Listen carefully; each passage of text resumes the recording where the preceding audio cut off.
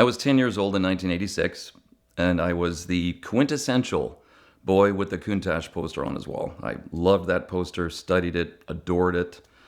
And it was common to have lettering on your t-shirt back then, so I had a Countach t-shirt, black car on the front, and my mom had the words "someday" put on the back. It's in those felt letters. Loved it, wore that shirt everywhere. And my dad was a car guy. He must have gone through 40 or 50 cars over the course of his life, and always American muscle cars. We had Olds Cutlasses, V8 Cadillacs, Trans Ams, Firebird, Camaros, but the best car that he bought was a 1992 green on tan manual convertible C4 Corvette. Wonderful car to this day. We had a lot of fun in it together. He said he bought it for you and I, and just a wonderful experience.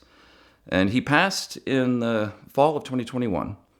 And at that time, something I did to try and comfort myself and everything I was going through, I tried to find that exact car. I would love to have had it back and get it back into the family and kind of recapture what was going on back in the glory days, if you know what I mean. But ultimately, I couldn't find it. I had some of the documentation, had the VIN, but came up empty. So what I did was I found myself the best equivalent that I could, so I wound up with a 1993 green on tan manual convertible C4 Corvette. Again, great car to this day. Wonderful, great provenance, great to talk about, great to look at, and it drives wonderfully.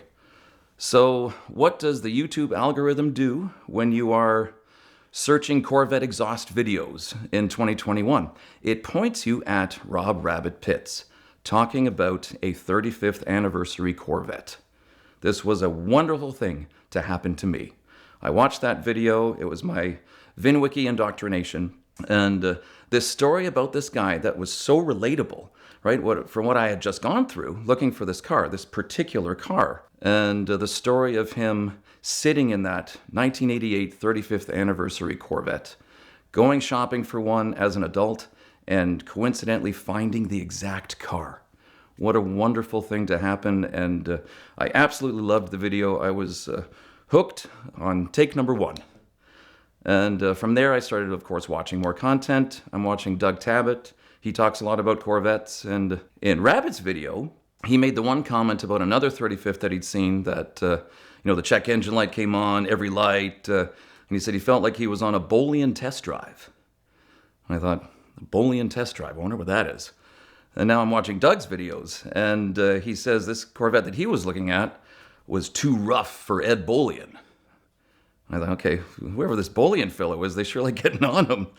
And I carried on with the content and came across Ed himself talking about Lamborghinis. Of course, Corvettes are great, but the Lamborghinis are really where it's at. So this was great stuff. And just a wonderful channel, amazing content all the time. Ed was always so compelling with his storytelling. And when he got the FBI seizure Diablo Roadster, the Diablo being my favorite car, I thought, all right, amazing. We're going to have some Diablo content now. This is great. The car didn't last very long for various circumstances, but not too long after, he came up with the Yakuza Diablo. And this car was super cool. Immediately fascinated with the Yakuza Diablo. And with Ed Bolian presenting it, I strongly feel that Ed is the new Jeremy Clarkson. We have this global community of exotic car ownership and fascination with these kinds of cars. And with Clarkson himself having moved on from cars to farming, if you ask me, nobody in the world today is doing a better job of championing and furthering the global exotic car community than Ed. So for sure, excellent stuff. And he's got this Yakuza Diablo, and the content's coming out, and it's just absolutely fantastic. And it ends up on Tex-Mex Motors, of course, where it was painted orange. So it was originally red, then it was green, now it's orange, and it's totally popping, and it's just an amazing looking car. I love the provenance around it. And the time comes that Ed is going to be selling the car. So now I've got my lifelong fascination with Lamborghinis, the V12 manual scissor door cars. They're just fantastic. And I've got this gentleman who I have the tremendous respect for selling my dream car as it was painted by Rob Pitts, another guy I have tremendous respect for who's not with us any longer. All of this convergence of circumstances, Matt, this is it. You're getting this car. Luckily enough for me, Ed understood that I was a very serious party, and he was happy to have me down to his place to have a good look at the car. And much to my heartbreak, my daughter Nikki couldn't make it down because of her scheduling, but my wife Robin and my son Chris and I, the three of us came down. We had a good go of it, looked around, and Ed was really gracious in person, showed us around the place. And, you know, I'm a 48-year-old man, and I decided in advance that I wasn't going to go all fanboy on the poor guy when I get to his house and everything. So I played it pretty cool, and probably when I left, he didn't really have much of an impression of whether or not I actually liked the car. He may have been wondering if I had a pulse, as a matter of fact. But, you know, what we needed to do, we got done. It was a wonderful experience. Having my wife and my son there, each of them got a ride in the LP640 Roadster and the Spiker. Well, one of them would be in one of those cars. The other one was in the Diablo with me. And absolutely, the car in person was fantastic. That orange is amazing. The car runs like an absolute champ. And I was definitely absolutely sold. Now, showing up at Ed's house was such a surreal experience. Pulling into the driveway, and then at the time, all of the hoopty cars were going to be available for auction, driving by that row of cars and really being hit with, my gosh, I'm really here. This place is real. And then pulling around, seeing the house that I'd seen so many times in the content, and kind of stumbling around a little bit, really nervous, and where do I park my rental car, and maybe we'll just stop here and see what happens. And it's all quiet, and then Ed emerged from the garage, and how that really felt was like, imagine you find out that Star Trek is real, and you step onto the bridge of the Enterprise, and then Captain Picard comes out and wants to say hello and shake your hand. That's really how it felt. It was amazing. So he showed us around the garage, we looked at the cars, took us up to the studio and had a look around there, and then it was time to have a good look at the Diablo. So first thing we did was we pulled out of his house a little bit through the neighborhood with him driving, myself in the passenger seat, and we pulled off, and he started chatting with me about, you know, here's the pedals and the controls, and I'm going, pedals, controls. But in my head, you know, when you're in a Diablo with someone, you are inherently in each other's personal space. And he's talking about the car, he's talking about these things, and I'm looking at him going, he's really a real person. Wow. So we carried on, and we drove the car. And then we got into the test drive, and everyone having a great day with it. And the whole thing, once again, was just wonderful. Ed was a great host, very personable, and just a great experience.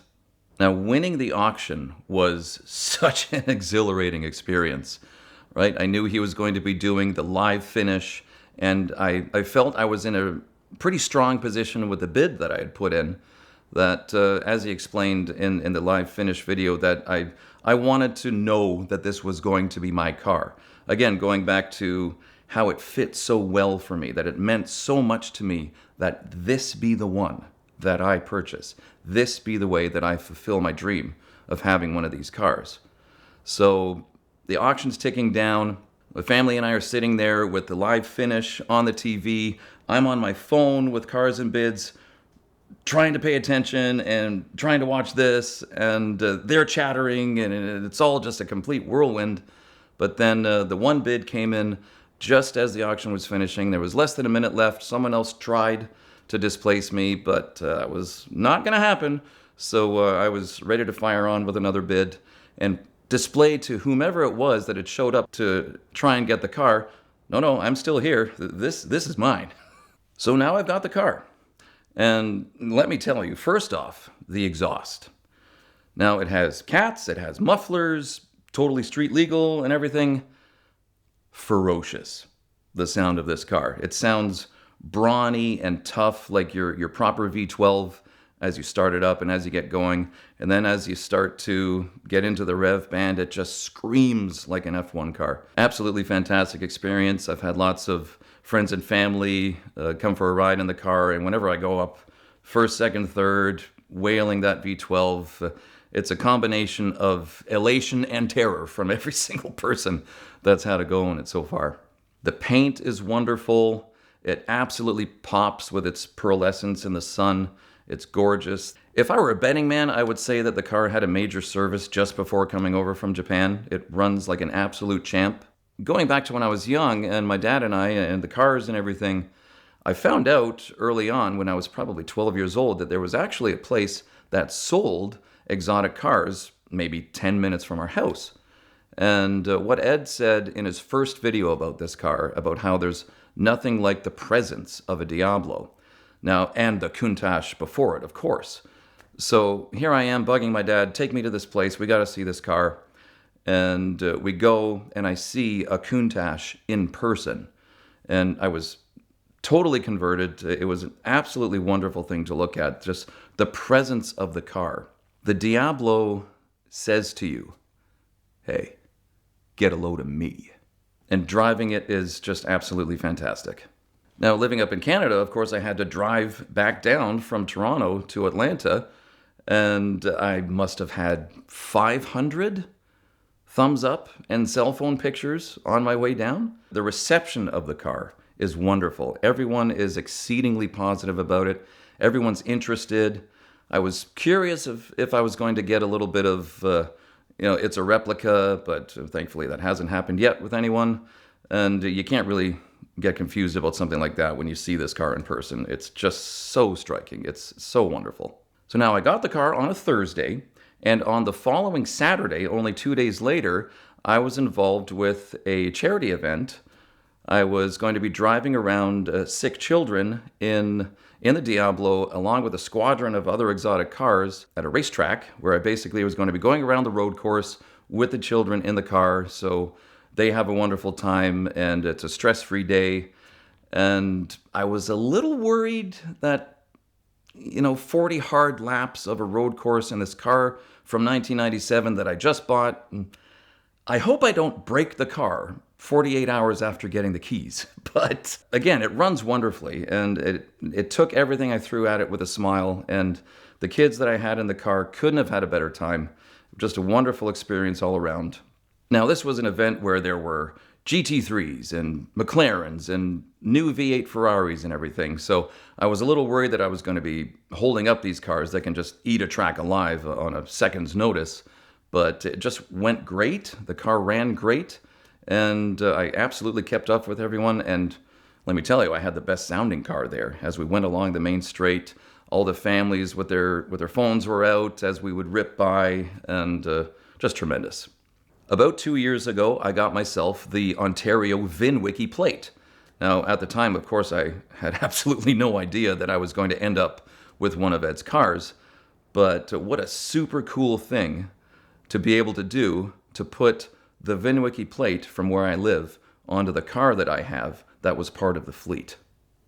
Going forward with the car, with such provenance that this car has and with the heritage having been part of the VinWiki fleet for a period of time, I'm definitely planning on carrying on with the rallies and the events, giving back as much as possible, as many miles as possible. It's just an excellent car to drive. It's so much fun.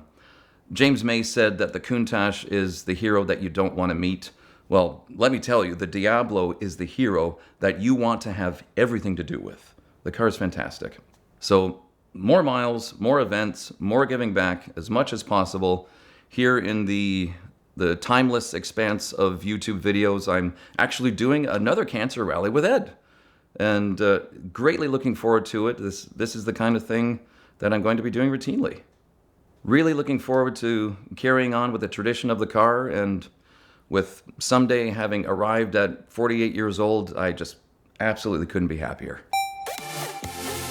This month, the VinWiki content is brought to you by Bridgestone, and the most exciting news out of Bridgestone is the new release of their Turanza Prestige tire. It is their flagship Grand Touring tire, targeting luxury SUVs, crossovers, and sedans, like a Mercedes S-Class or a BMW X7. and this gives you all the whisper quiet ride that you want in a high-end luxury experience, as well as the wet and dry weather performance that we love from Bridgestone, and you'll get some of the greatest longevity they've ever had on street tires, 70,000 mile limited warranty. So we love Bridgestone for their sports car and supercar tires in the Potenza range. Of course, the Dueler AT Ascent that I've got on my Porsche Cayenne, I absolutely love. But whatever you're looking to find tires for, Bridgestone has something great. So check them out now at the link in the description below to learn more about the Bridgestone family of tires.